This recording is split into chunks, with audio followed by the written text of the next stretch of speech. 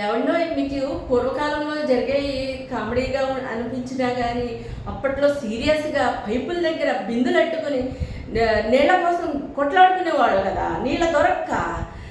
అప్పటి రోజుల్లో ఆ బిందులు గొడవ ఎక్కువగా ఉంటే ఇప్పటి రోజుల్లో బిగ్ బాస్లో ఏమైందో తెలుసా? బాత్రూముల గురించి గొడవ. ఆ గొడవలో అప్డేట్ అయ్యి ఇంగ్లీష్లో గొడవ, హిందీలో గొడవ, ఇంగ్లీష్లో గొడవ, హిందీలో గొడవ. చివరికి అది మాకు అర్థం కాక ఏం చెప్పాలో తెలియక ఏంటో తెలియక డెల్లపోయి చూస్తున్నామన్నమాట.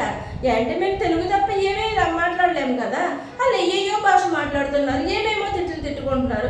ఏం తిట్టుకుంటున్నారో మాకు తెలియట్లేదు, అది మంచివో చెడువో కూడా మాకు తెలియట్లేదు. ఎరుపుష్పంలాగా ఎదురు చూస్తున్న బిగ్ బాస్ ఏ భాషలో మాట్లాడుతున్నారో కూడా తెలియకుండా ఉన్నప్పుడైనా ఆయన చెప్పచ్చు కదా, తెలుగు బిగ్ బాస్ అని గుర్తు చేయొచ్చు కదా.